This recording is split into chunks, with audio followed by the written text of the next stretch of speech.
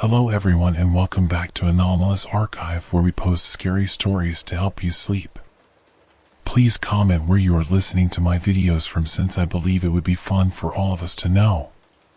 Also, please don't forget to like and subscribe. So without further ado, sit back, relax and enjoy.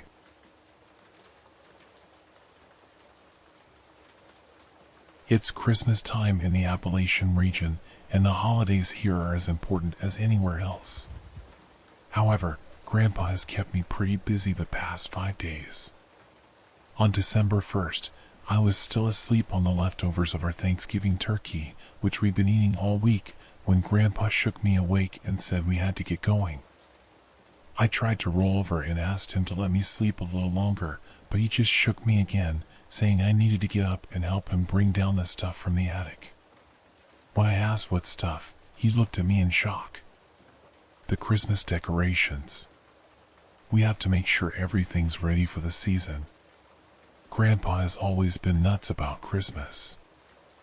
I remember visiting my grandparents during the holidays and smelling the scents of the season: gingerbread, sugar cookies, Grandma's homemade fruitcake she usually gave away, which tasted better than anything store-bought, and the cinnamon aroma of her homemade cider.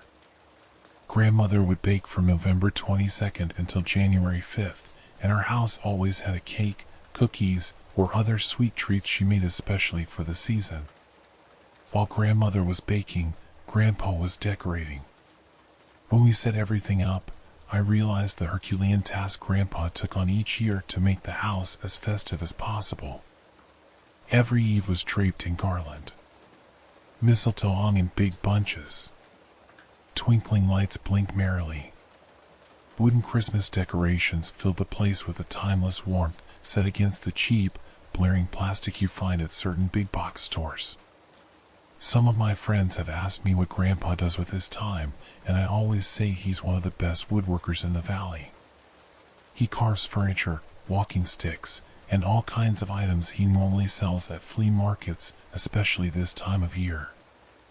Even the most jaded kids' eyes often light up at the sight of a wooden deer or wolf that Grandpa has chiseled out of pine, spruce, or maple.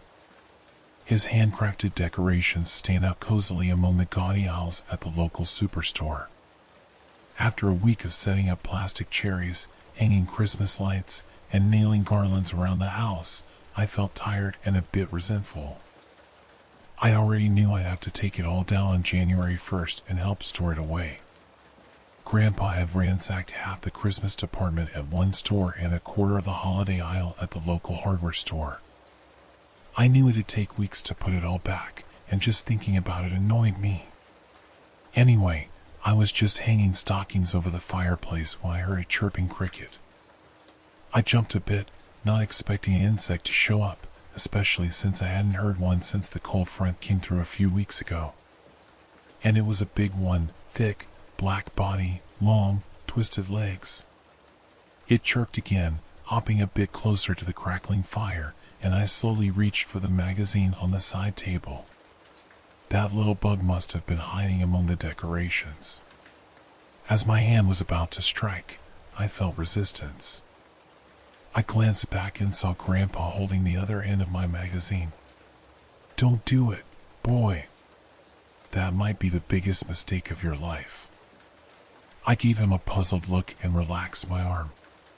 "Sounds like you've got experience with these things, Grandpa," I said, helping him with the tree while he geared up to tell another of his stories. Grandpa held out a hand for the cricket, and it seemed to come right to him, like it recognized him. "That was the worst month of my life," he began, letting the cricket crawl onto the shoulder of his plaid button-down shirt. "No doubt about it." He told me about a time right after Thanksgiving when nobody in his house got a wink of sleep because of a cricket. For 2 weeks, it kept them awake every night, and nobody knew where it came from. That year, an early snow had blanketed the mountain, and there was hardly a day after Halloween without a couple of inches on the ground. A storm was coming, and the older locals predicted several feet of snow by Christmas. 2 of his cousins, John and Matthew, were stuck up north when a sudden storm hit, so they stayed with him for a while. Their parents sent a note with some money, asking Grandpa's parents to watch them until they could return. His cousins were good company, roughly the same age as him, 10 or so, and they spent their days building snowmen and sledding in the yard, ignoring the grown-ups' concerns over supplies. It would have been one of the best Christmases ever, Grandpa said, if not for the cricket and what it brought with it. The cricket survived for 2 reasons. First, everyone in the Appalachian region believes a cricket on the hearth is good luck, especially at Christmas. Grandpa's grandmother had said so, as did his parents, who weren't superstitious people. Despite the cricket's ear-splitting noise, they refused to kill it, firmly believing in its holiday luck. The other reason was that they simply couldn't find it. They figured it was inside the chimney, but the heat didn't bother it. They assumed it was in some crack in the masonry, so its chirping echoed down the chimney and throughout the house, keeping everyone awake. Eventually, Grandpa had had enough. Late one night, about a week into this ordeal, he got out of bed for a drink of water, and there it was, just chirping away by the fire. He grabbed a fly swatter, determined to end its reign of terror. Even though he remembered his grandmother's warning that hurting a hearth cricket was bad luck, his sleep-deprived brain wanted only one thing: peace. He wanted rest and to drift off without hearing that shrill sound. The cricket looked up at him, as if to ask if it could help, then its body tensed as he swatted down. For a brief moment, all was blissful silence as he walked back to bed. But not for long. Hardly had he climbed back into bed, pulling the blankets up, when he heard it again, chirp. This time, it seemed to come from inside his bedroom. Eyes wide, he searched the darkness. The noise sounded so close, like it was perched on his pillow. Then he caught sight of a tiny silhouette moving in the moonlight, a cricket, antennae twitching. Terrified, he ducked under the covers. He felt the insect crawling around under there, scuttling across his face, pricking his lips and cheeks with its legs. He tried batting it away, but it always dodged him. Suddenly, he felt it near his ear, and he smacked himself so hard that his ears rang. Despite the ringing, he realized he could still hear the cricket chirping inside his head. Panicking, he shuddered in silence. Tears trickled from his eyes. The chirping was deafeningly loud, as if amplified 1,000-fold by his own skull. That night, he got no sleep at all. By morning, he wasn't sure if it had been real or a nightmare. But any doubt vanished when he heard a series of chirps in his head while he was getting dressed. That was how it started, chirps from within, unrelenting. Day and night, it tormented him, sometimes constant, sometimes silent for a while, lulling him into thinking it was gone, only to shriek right when he dozed off. Sometimes it sounded like one cricket, and other times like a whole swarm inside his head. By the end of that week, he was hanging by a thread, sure he was losing his mind. His cousins John and Matthew were happy the house was finally quiet at night, but Grandpa was having the worst time of his life. He developed a twitch, so jumpy that he startled anyone who spoke to him. His mother worried about how he paced and shook all day. His father thought it was just cabin fever. The heavy snow kept them inside, with supplies running low, though they did their best to manage. As for Grandpa, he was trapped in a non-stop nightmare. Then Grandmother finally came to the rescue. On the 7th day, with the storm raging and snow piled halfway up the windows, Grandmother arrived, carrying 2 big bundles of firewood, determined to help. She could barely believe her eyes when she saw how broken Grandpa was. Late that night, after everyone else was asleep, she took him to the bathroom. He was too weak and exhausted to resist. She locked the door, set him in the big tub his parents had once been gifted, and filled it with cold water.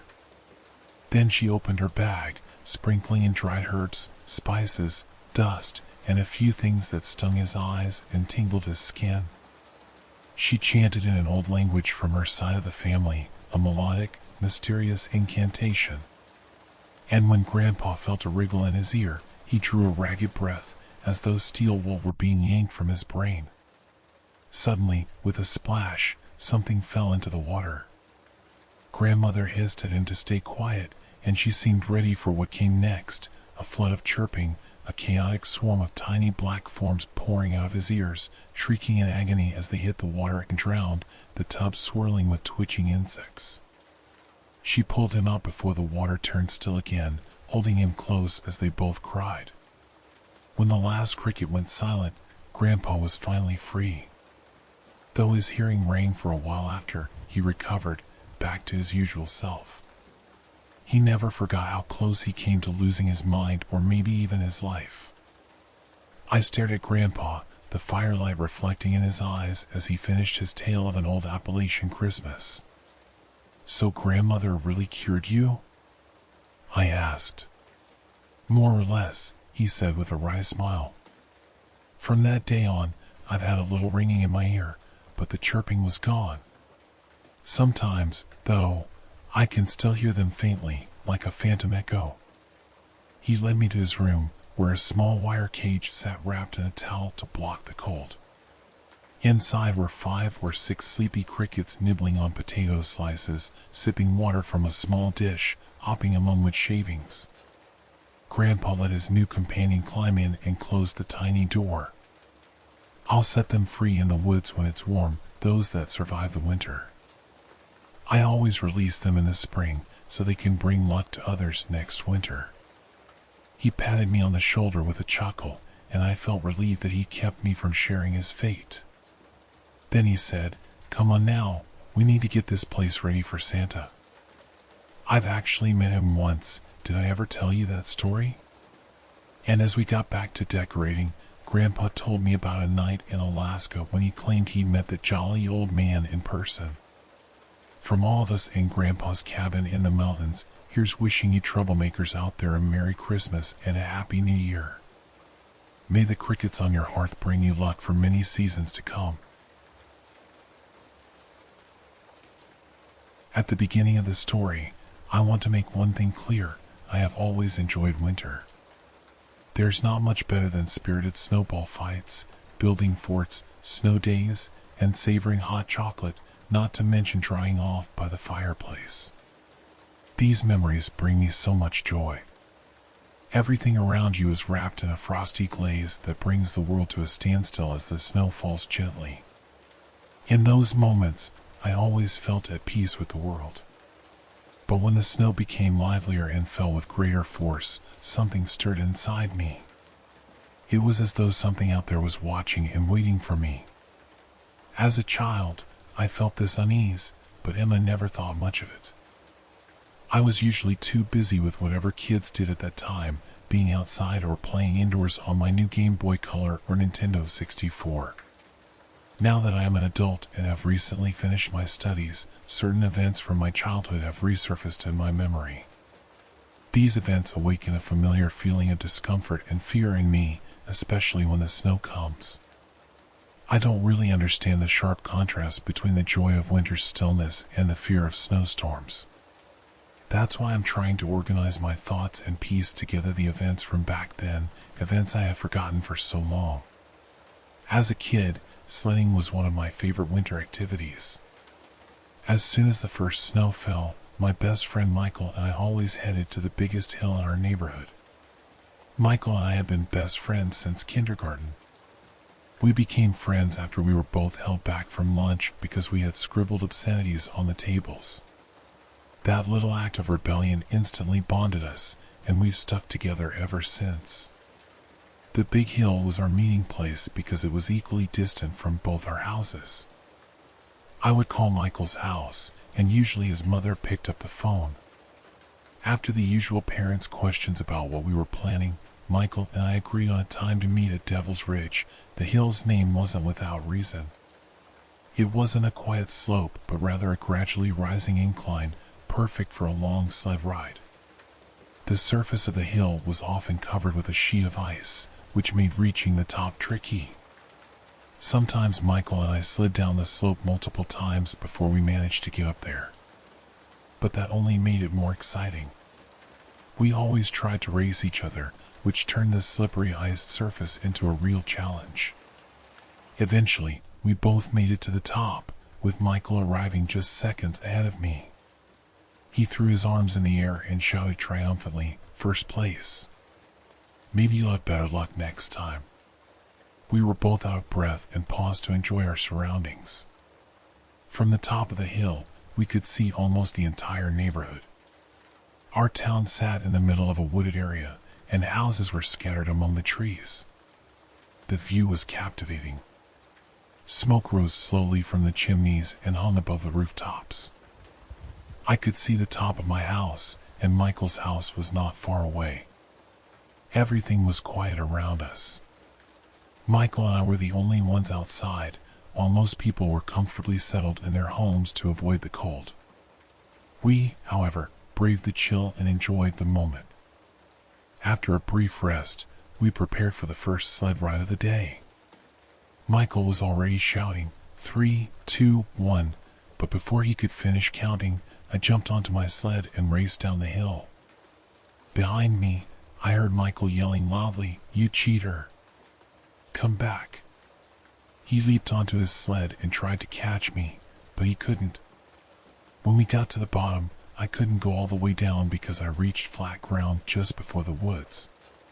Michael arrived shortly after and playfully shoved me for starting early. I laughed, and we both headed back up the hill to do it again after a few more hours of sledding. The sun slowly dipped below the horizon. Michael and I stood atop the large hill, ready for our last run before going home. All day, we had only used the main path on the front side of the hill. Michael had had enough of the same route and suggested taking an alternative path for our final ride. The side path was much steeper than the rounded main slope. Also, at the bottom, it led straight into the forest, so you had to weave among the trees. I had always been afraid to take this path. The year before, one of our friends, Jay, had slid down, lost control, slammed into a tree, and broken his arm. Since then, none of us had dared to use this slope. But Michael was ready for the challenge. He wanted to brag about it at school the next day. I felt skeptical and not thrilled about the idea. We both inspected our sleds, stood at the edge of the rocky drop, and exchanged a look. Michael leaned over and said determinedly, "Let's do it." Without hesitating, Michael jumped on his sled and barreled down the slope. I hesitated, but finally the urge to follow him overwhelmed me. I watched him glide skillfully over the snow, dodging trees before disappearing into the woods. Taking a deep breath, I shook off my fear, slipped over the edge, and rushed down the slope. The ride was fast. I dodged the trees, but suddenly I hit an unexpected snowbank at the edge of the woods. My sled went airborne, and I crashed to the ground with a hard thump. I lay there motionless for a moment, my face pressed into the snow, feeling the icy cold on my cheeks. Slowly, I sat up, brushed the snow off, and checked whether I was hurt. Luckily, I was in one piece, but I felt dazed. The forest around me was dark, with tall, evergreen trees casting long shadows. The last rays of the day filtered through the treetops, casting an eerie orange light. I looked around and spotted my sled only a few feet away. Part of the plastic had cracked off, leaving the sled damaged. Frustrated, I sighed, time for a new sled. I turned to look for Michael, but he was nowhere to be found. I called his name, but the forest silence was the only reply. Deep down, I believed he was trying to play a prank on me to get back at me for my early start that morning. I called again, "Nice try, Michael, but you're not fooling me this time. And by the way, you owe me a new sled." But no answer came. I started walking deeper into the woods, calling his name repeatedly. Finally, I found his sled lying in the snow about 20 yards away, completely abandoned. But Michael was nowhere to be seen. At first, I thought he was just hiding to mess with me. Michael was known for joking around, but usually he gave up quickly once the fun was over. The situation stopped being funny, and I said to him, "Let's go home, it's getting dark." But as I spoke, I noticed a blurred structure hidden among the trees in the distance. It looked like a snow fort. Curiosity took hold of me, and I walked toward the mysterious structure to get a closer look. As I got nearer, I could see Michael through one of the windows of the fort. I called his name, but he didn't seem to notice me, so I headed to one of the doors of the snow fort. From the outside, it looked like an ordinary, though impressively built, snow fort. But once I stepped inside, I was astonished. The interior was surprisingly detailed. The snow walls were carved with patterns that created the impression of being in a real house. Windows and shutters had been chiseled into the walls, and even snow furniture adorned what looked like a common area in a bedroom. It was incredible how much effort had gone into this construction. But why was it here, hidden in the woods? Perhaps neighboring kids had built it, but it seemed more elaborate than an ordinary kid's project. Michael was in one of the rooms of the fort, examining the furnishings in fascination. I walked over and tapped him on the shoulder, causing him to jump in fright. "Man, you scared me half to death," Michael exclaimed. "Why'd you run into the woods, anyway? You even left your sled behind." Michael shook his head. "Aw, sorry, man. I was originally going to hide and scare you, but then I found this strange place. It's unbelievable. Who would spend so much time on a snow fort that'll melt soon? Oh, and check this out." He pointed to an engraving on the back wall that read, "It comes with the storm." "What do you think that means?" I asked. Michael grinned. "No clue. Probably just older kids trying to be spooky and cool." I nodded. "Yeah, probably." I took another look out the window. By now, the sun was almost gone, and darkness was rapidly creeping into the forest. The orange glow that had lit the woods earlier was gone. "Let's get back home," Michael said. "My mom will kill me if I'm out after dark." "Mine too," I answered. We headed for the exit of the snow fort. But as I reached the door, I suddenly felt a chill run down my spine. I paused for a moment and listened to the icy breeze blowing through the woods. That sense of being watched crept up my neck, only to vanish from my mind just as quickly. My fear of my mother's punishment was far more real. Michael and I ran out of the forest, said goodbye, and went our separate ways home. At home, I leaned back in my chair and stretched my back and neck. Through the window in front of me, I could see that the snow was falling heavier than before. I was glad to be warm. The crackling of the fireplace gave off a comforting sound that helped me relax and gather my thoughts. How had I forgotten about the events of that day, the odd things that happened in the woods with Michael? They were so peculiar that they should have been burned into my memory. Why had I pushed them aside until recently? Maybe this season was bringing back these childhood recollections. I took a deep breath, closed my eyes, and became aware of the room around me. Outside, the wind howled, and the cold pressed against my home's walls. I felt a strange mix of calm and unease. I tried to recall the days of my youth in that wooded neighborhood with my best friend, Michael. Our lives often revolved around the big hill. A few days after we discovered the snow fort in the woods, something else strange happened. I was at Michael's house, and we spent the afternoon playing the new video game Resident Evil 4 on his GameCube. Michael was lucky his parents had bought him the console for his birthday, while I was still stuck with my Nintendo 64. We played for hours, taking turns trying to beat the campaign. After countless attempts and failing at various tasks, we decided to take a break and grab a snack. We walked up from his basement to the kitchen. Michael's family always had a stock of snacks like bagel bites or pizza rolls. We rummaged through his freezer, grabbed some pizza rolls, and put them in the microwave. The oven would have been better, but we were impatient and wanted to get back to gaming fast. Michael's kitchen was open concept with a large sliding glass window that looked out into the woods behind his house. While we waited, my gaze fell outside. The snow was coming down harder, and I saw branches rustle at the edge of the forest. I tried to get a better look, but the kitchen light reflected in the glass, making it hard to see anything clearly. Probably just the wind, I thought, as the microwave beeped to announce that our pizza rolls were done. We took our snacks and headed back down to the basement.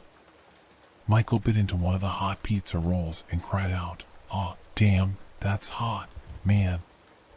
I laughed. "Dude, you know you have to let them cool." Michael grinned sheepishly. I know, but I was hungry." He switched off the light, and I took one more glance at the sliding glass door. The snow was falling even harder, and the swirling flakes formed a hypnotic pattern that briefly entranced me. I looked toward the tree line, wrapped in snow and the dark branches of the evergreens. At the forest's edge, I thought I could make out the outline of a large figure. It stood motionless, and it seemed like it was looking right at me.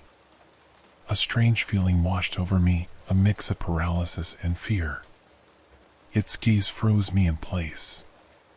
"Come on, man," Michael yelled from the basement. "We have to beat this level, and the pizza rolls are cooled off now." His shout snapped me out of my stupor. I looked once more at the window, but the figure was gone. That's weird," I mumbled, trying to calm myself. Probably just too many scary video games. Without giving it another thought, I returned to the basement. We played late into the night, ate our snacks, and had a blast. But later, on my way home, the evening's events still haunted me. I remembered the figure at the edge of the woods and wondered if I had just imagined it. Right before leaving Michael's house, I stopped by the tree line, and there they were, footprints in the snow. A cold shiver ran down my spine, and I suddenly felt like I was being watched by something out there in the woods. I couldn't shake the feeling. I wanted to ignore it, but something pulled me deeper into the forest toward the snow fort we had discovered a few days earlier. It was as though the place itself had a presence that wanted to draw me in. But something inside me refused to go any farther. A deep sense of unease took hold, and I turned sharply around. I ran back toward my house, but the sense of being pursued wouldn't leave me. It felt like an invisible hand was just a few steps behind me, ready to drag me back into the woods. I made it to my driveway, bolted to the door, and slammed it shut behind me. Out of breath, I paused and stared out the frosty window. The snow fell harder now, and the memories, those events from my past, pushed their way into my head again. The fear and unease returned so vividly it felt like it had all happened yesterday. From that day on, my life was mostly normal. There were occasional strange occurrences, but nothing that really caused concern. Michael and I grew up, went to different universities, which were still close enough for us to see each other once in a while. College life was exciting, even if many memories of endless party nights and pranks have faded by now. Before we really knew it, we graduated, started full-time jobs, and life began to pull us in different directions. Michael moved to the other side of the country, while I stayed just a few hours from my hometown. We tried to keep in touch, but life, as it often does, made it harder over time. I sat there, staring out the window, watching the snow fall more and more chaotically. Suddenly it hit me that I couldn't remember the last time I spoke with Michael. Without much thought, I grabbed my phone and dialed his number. He picked up on the second ring. "Hey, what's up?" asked Michael. "Oh, not much, man. Just wanted to see how you're doing. Feels like forever since we last talked." "I know, sorry, man," he said. "Work has really got me busy, plus everything else. You know, I always thought being an adult would be fun, but it's kind of the opposite." I laughed. Definitely. Remember how we used to say we could stay up as late as we wanted once we were adults? Now I'm usually in bed by 9. Michael agreed, then added, exactly. Hey, remember that weird day when we went sledding and found that snow fort in the woods? Yeah, of course, man. I'll never forget that day. That place was crazy. Whoever built it definitely had too much time on their hands. But honestly, it always gave me an uneasy feeling, especially that creepy phrase carved into the wall. Right, Michael replied. What was it again? It comes with the storm. Yeah, that was it. It freaked me out back then, man. We kept talking about old times, and Michael confessed that winter still made him uneasy. I don't know what it is, but I've always had this weird feeling during the winter. My girlfriend thinks I'm nuts, but something about this season is just different. Tell me about it. So, how long has it been since you were back home? I asked. Oh man, not since high school, I guess. I couldn't wait to get out of there and do my own thing. Michael told me how his relationship with his parents got worse as he got older. He was relieved to have moved out and built his own life. I understood him, but it had also been a while since I'd visited our old neighborhood. This might sound crazy, I said at last, but I think when I go home for Christmas, I'm gonna try to go back into those woods and find that snow fort again. Michael laughed. You think it's still there after all these years? Probably not, I admitted, but something tells me I have to see it to believe it. Maybe I'm just nostalgic, but I'm convinced that place might still be there, like it's frozen in time. Michael went quiet for a moment. Then he said, if it really is still there, you owe me $100. Okay, deal, I said with a laugh, but I knew the odds were slim. Still, deep down, I had a hunch that place might remain unchanged, trapped in time. That idea stuck with me even after the call ended. I stood atop the big hill, looking out at my old neighborhood, just like on that fateful day. The chimneys were smoking, giving off that comforting smell that brought me right back to my childhood. Snow fell heavily, and the longer I stood there, the fiercer the storm grew. I peeked over the edge at the back of the hill. It wasn't nearly as steep as I remembered. As a kid, it had seemed like a mountain, but now it was just a gentle slope. Wind and snow whipped against my face, and I shivered. Eventually, I reached the edge of the forest, hoping to find shelter among the tall trees from the storm. Everything looked so familiar, like I was a child again searching for a lost friend in the woods. Step by step, I went deeper into the forest. An orange glow covered the area, glimmering between the pine branches. Unlike out on the hill, it was silent here, no sound of animals, no rustling branches. The stillness was almost tangible. I continued until I suddenly stopped, overcome by a strange sensation. Deep down, I knew what I was about to see. Right in front of me stood the snow fort, exactly as I'd left it years ago. I'd hoped it would be gone, yet here it was, unchanged. Fear and doubt rose inside me. What had brought me here? Why couldn't I just turn back? But something pulled me closer. I approached the entrance to the fort, once more feeling that suffocating sensation of being watched. I wasn't alone. As I ducked through the narrow doorway, the space opened up, letting me stand upright inside. As my eyes adjusted to the dim light, I gasped. What had once been a pristine interior was now trashed and chaotic. I moved into the next room, where the carving on the wall was, but it had changed. The old line "It comes with the storm" had turned into "The storm has come." The carving began turning from white to crimson right before my eyes, as a voice sounded behind me. I felt a freezing chill run down my neck. The presence that had drawn me here was now with me.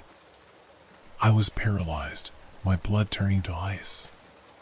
The voice continued, "I've been watching you for a long time, following you, waiting for this moment. You thought you could forget me, but I never forgot you. Now the time has finally come. Outside, the storm had become a blizzard, the snow and wind tearing through the fort's corridors. I couldn't move. A guttural sound came from behind, and I turned around. In the swirling snow, I saw the creature. Its limbs were long and thin, and its mouth was filled with razor-sharp teeth. At that moment, I heard a voice, "Come on. Let's get out of here." It was Michael. He pulled me away, and we ran out of the fort and into the woods, with the creature's shriek following close behind. The snow lashed our faces, but we kept running until we saw the forest's edge. Suddenly, Michael tripped over a fallen branch and hit the ground. I pulled him to his feet, but the creature was already upon us. It grabbed me by the collar and lifted me above its cavernous maw. Its foul breath made me gag, and I prepared for the worst. Then a flame burst toward the creature. Michael was wielding a hairspray can and a lighter, setting the beast on fire. It let out a piercing screech, but we didn't wait to see what became of it. We kept running until we reached Michael's old house. In the living room of his parents' home, we finally sat together, trying to calm our nerves. Michael explained that he had a strange dream about the fort just before coming back home. He knew I'd try to find it and arrived just in time to save me. "Without you, I'd be dead," I said. "I owe you my life." Many years later, my life had become stable. I had a wonderful wife and 2 great kids. On a snowy Christmas morning, my sons were playing outside in the snow. My younger son, Nathan, came inside, his cheeks red from the cold. "Hey, little guy, where's your brother?" I asked. "You two need to stick together out there." "Don't worry, Dad," he said. "We're just working on something amazing. You won't believe it. It's incredible." A strange feeling crept over me as I looked out the window. The snow was falling thicker, and I couldn't shake off a sense of unease.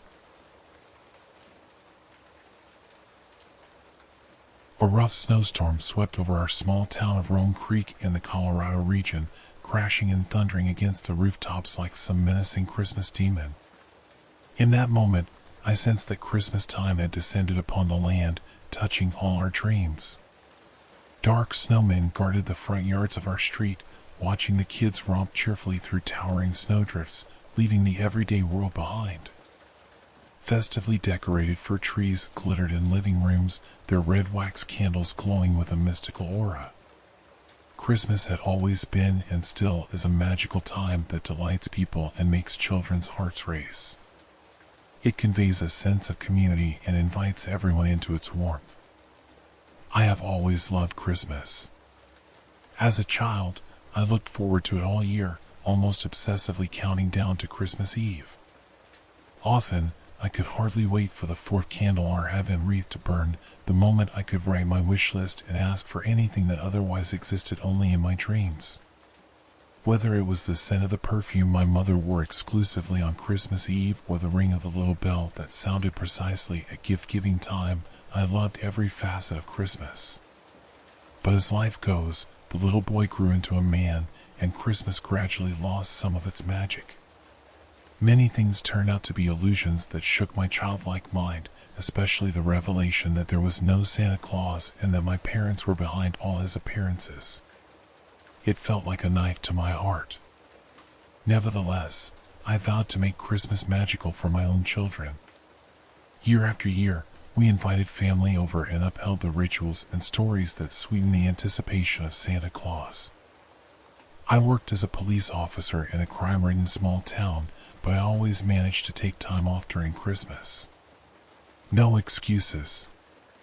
I had a responsibility to my family, just as my parents had to me.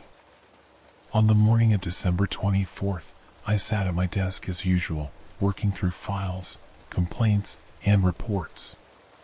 The smell of freshly ground coffee beans drifted from my steaming mug, and next to my keyboard lay a box of Christmas cookies my wife Lisa had baked.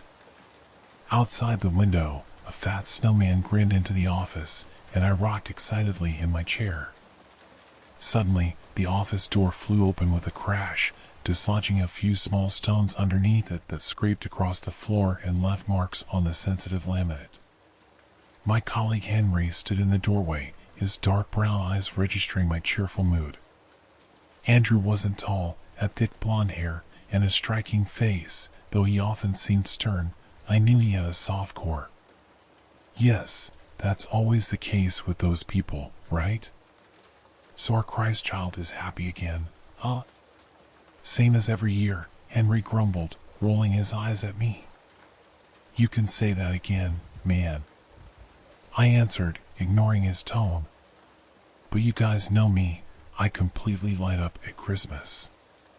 The tree is decorated, the cookies are baked, and it's almost quitting time.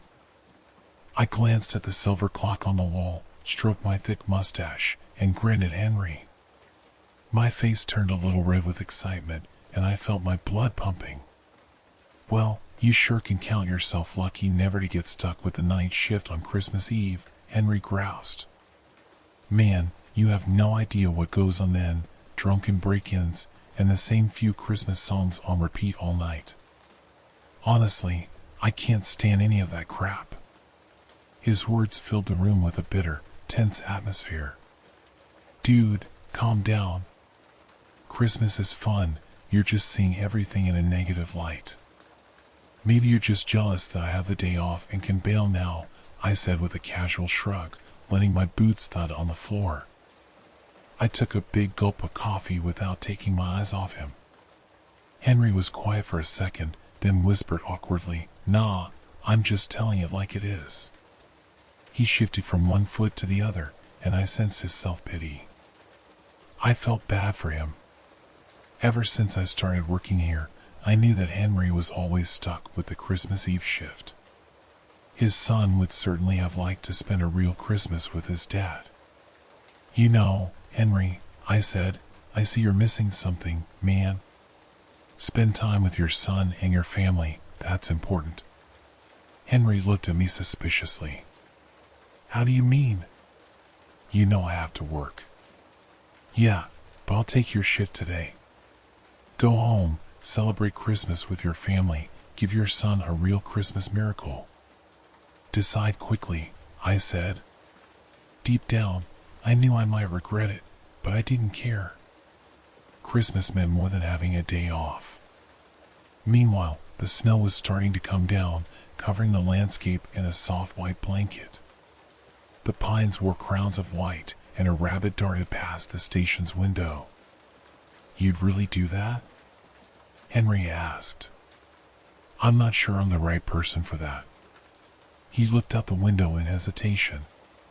What are you waiting for? Go ahead and take the chance, I answered. Do it for me. I'll explain it all to Lisa. Ethan will definitely be disappointed, but he'll understand. Believe me, you'd do the same for me. I looked at him, noticing his reluctance. Something, or someone, seemed to hold him back, and fear flickered in his eyes. His hair quivered, and he gnawed nervously at his lower lip. One hand dug in his pocket while the other ran through his thick hair. He was visibly torn until he finally made a decision. Okay, if you really think this is best for me, I'll trust you, he said. I hope I can still call you later, right? I mean, we should at least wish each other Merry Christmas. He stammered a little. Don't worry, man, pack up and go home, I said, picking up my phone to call Lisa. On the other end, there was a brief silence broken by some faint static. I knew I was about to break Lisa's heart, and especially Ethan's. After a few seconds, she picked up, her familiar voice greeting me so warmly that it hurt me even more. Hi, honey. How's my policeman doing? Coming home soon?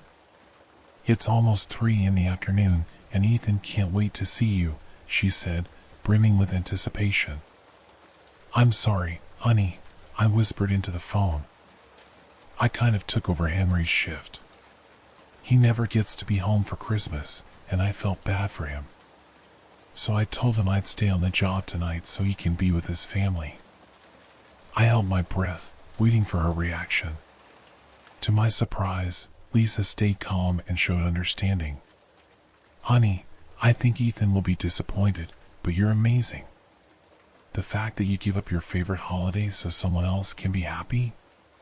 That's exactly what I love about you. Listen, would you mind if we still go to your parents' place without you? I don't want Ethan to be too upset, and he's been really excited." "Yeah, go ahead." "Good idea," I said. "You can call me later and tell me how many gifts Santa brought to Grandma and Grandpa's. I'll manage somehow with my cookies and coffee. I'll be back for New Year's, I promise." "I'm holding you to that, my love," she teased. "Make the best of the evening. I love you." "I love you too, babe, you're the best." After I hung up, it really hit me that this would be my first Christmas working. I wasn't sure what to do, but one thing was certain. First, I had to hang up the colorful Christmas lights around the bare ceilings of the office to brighten my evening. With my experience, it didn't take me long to transform the station into a twinkling little Christmas market. Proud of my work, I decided to send a photo to Lisa. Right then, my phone rang, Henry's name popping up on the screen. Surprised, I stared at it. Why was he calling me so soon? I hesitated, then picked up. On the other end, I only heard a faint electronic crackle, accompanied by eerie, barely audible breathing. My heart rate spiked, and the phone almost slipped in my sweaty hand. I stood on shaky knees that felt ready to buckle. Seconds passed in silence. Neither I nor the other person spoke. After what felt like an eternity, a voice finally came through, sounding nothing like Henry, carrying a bizarre undertone. "Good evening, Michael. Merry Christmas. Thank you for giving me the chance to fulfill my own Christmas wish. No one has ever done that for me before. How about I return the favor with a very special treat?" "Henry, who is this? Is that you?" I asked uneasily. "No, Michael, there is no more Henry. There is only Henry's Christmas wish. The clown. Henry wants to show you something." The voice broke out in a haunting laugh. I realized this had to be some sick joke. Frustrated, I dropped my pen on the desk. "Listen, Santa Claus or Christmas clown, do yourself a favor and open your own presents. It's time for that. Seriously, Henry, I'm glad you're having a laugh, and I'm happy you finally get to celebrate Christmas with your family. Lisa took it all in stride, so don't worry about it." Before I could say more, the call cut off with a dull beep. "What a jerk," I muttered. "What's up with him? Playing unfunny pranks even though I took his shift for him? Jerk." I sighed. Why didn't I just go home and celebrate with my family, like always? I whispered sadly to myself. I got from my desk, pacing around the office. Nothing happened, no calls, no emergencies, except for Henry's weird prank call. I guessed I should be glad it was quiet, but the time dragged like stale gum. I picked up my now cold mug of coffee, swallowing a mouthful to stay awake, then walked to the window. Outside, it looked bitterly cold, and huge icicles hung from the roof like thick daggers. It was dark out, and besides the snow, I couldn't see a thing. Right as I turned to leave the window, I caught something in my peripheral vision. Between the dark green pines stood a black silhouette, apparently watching me from a distance. I squinted, but it was hard to make anything out. The figure wore a black and white clown suit. My breath caught as the figure stepped out from the pine shadows. The clown wore a grotesquely wide grin and a huge red hat, like a Santa hat, perched on top. Underneath the hat spilled straw blonde hair, glowing weirdly in the moonlight, and in its left hand it held a blood-red package that gleamed ominously. With its right hand, it pointed straight at me. My body began to shake uncontrollably. What did this thing want from me? My blood felt like it was freezing as the silhouette began lumbering my way. I knew I was safe in the station, but I grabbed my service weapon, my hand trembling. Suddenly, there were 3 aggressive knocks at the entrance. My whole body froze when I heard the clown's voice. It sounded like rattling chains, sending a shiver through me. "Oh, Michael, I need to find you. I've brought you a present. You told me to have a nice Christmas for myself, and I did." I stood paralyzed, hearing something slide a key into the door and turn it twice. There was no turning back now. This deranged psychopath had to be Henry. He had a key, and his remark about Christmas wishes fit. But why was he doing this to me? The entrance door creaked open, and the clown stepped inside. "Michael, where are you?" he called, his voice echoing down the station's dark corridors. His footsteps were heavy, each step echoing as he moved down the hallway toward me. I trembled from head to toe, gripping my gun toward the office entrance.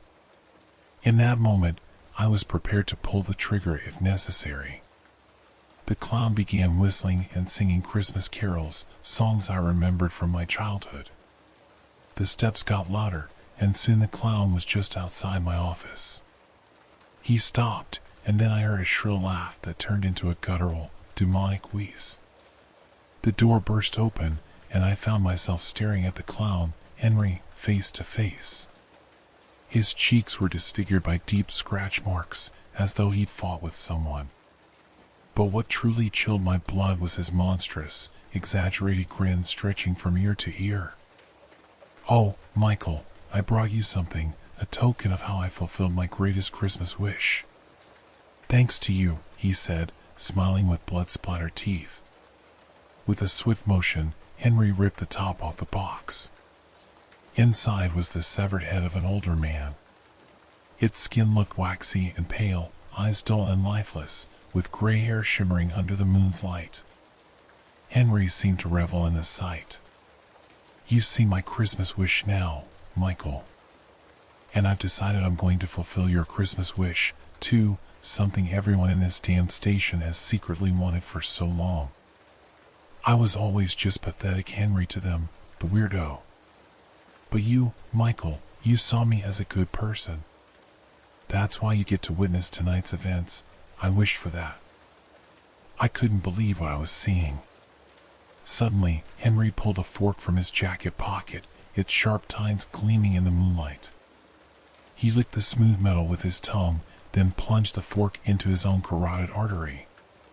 Deep red blood spurted from the wound, splashing across my face. I felt like vomiting, but my body wouldn't let me. Henry screamed in agony as I clapped my hands over my ears and yelled for him to stop. He gasped until finally collapsing at my feet, twitching twice before whispering with his last breath, "Thank you for letting me show you my Christmas miracle."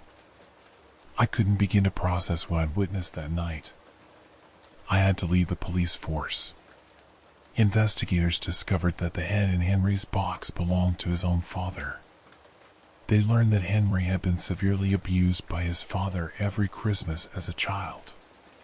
The most chilling part was a letter they found implanted inside the father's head, written in his father's blood, which read, "Hello, Michael.